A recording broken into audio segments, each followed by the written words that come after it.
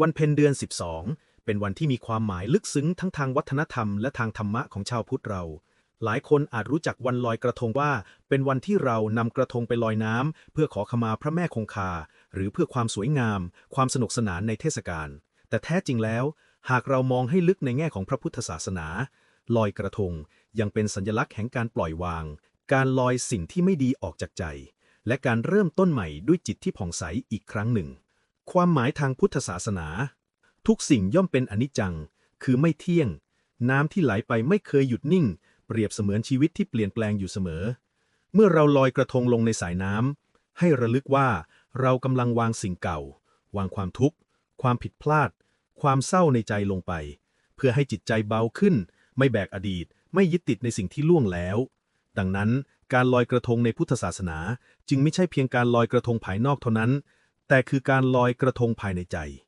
ลอยความโกรธความอาฆาตความคับแค้นแล้วตั้งใจเริ่มต้นชีวิตใหม่อย่างมีสติอีกครั้งหนึ่งการขอขมาพระแม่คงคาในมุมของพุทธศาสนาประเพณีการขอขมาพระแม่คงคาเป็นสิ่งที่สะท้อนให้เห็นจิตสำนึกในความกตัญญูเรารู้ว่าธรรมชาติมีพระคุณต่อชีวิตเรา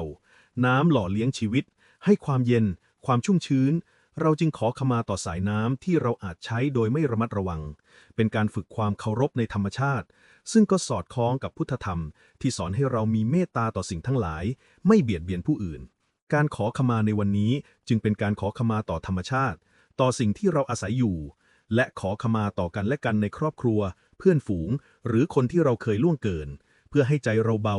โล่งและพร้อมจะเริ่มต้นใหม่สิ่งที่ควรปฏิบัติในวันลอยกระทง 1. เริ่มต้นด้วยจิตที่มีสติและเมตตาก่อนจะลอยกระทงให้น้อมใจระลึกถึงบุญคุณของธรรมชาติอธิษฐานให้ตนเองและผู้อื่นมีความสุขและตั้งใจจะละเว้นสิ่งไม่ดีทั้งหลาย 2. รักษาศีลแม้จะเป็นเทศกาลแห่งความรื่นเริงแต่ถ้าเรามีสติรักษาศีลไม่ดื่มสุราไม่ประพฤติผิดในศีลธรรมเทศกาลนี้จะเป็นบุญเป็นความสุขที่แท้จริง 3. ลอยด้วยใจไม่เบียดเบียนสิ่งแวดล้อมกระทงที่ดีคือกระทงที่ไม่ทำลายธรรมชาติใช้วัสดุธรรมชาติละลายได้ไม่ทิ้งขยะให้โลกเดือดร้อน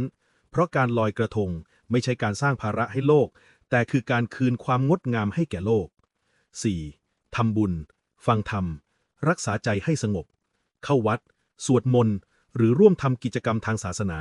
เพื่อให้วันเพ็ญเดือน12นี้เป็นวันแห่งความบริสุทธิ์ของใจจริงๆสิ่งที่ไม่ควรปฏิบัติในวันลอยกระทง 1. ไม่ควรลอยไปพร้อมกิเลสใหม่บางคนลอยกระทงแต่ใจยังเต็มไปด้วยความโลภความหลงหากลอยแบบนั้นต่อให้กระทงลอยไปไกล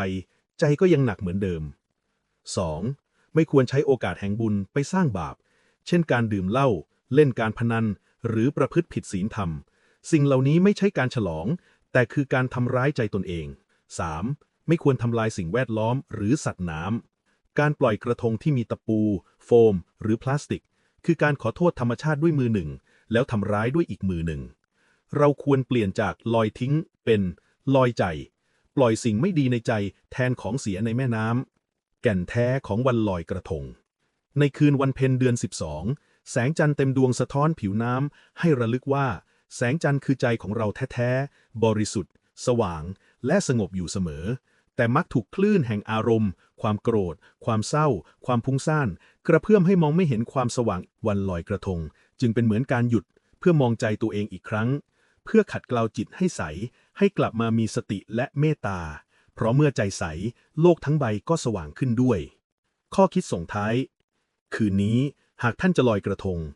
ขอให้ลอยด้วยใจแห่งปัญญาลอยความทุกข์ลอยความยึดมั่นถือมั่นแล้วตั้งจิตอธิษฐานว่า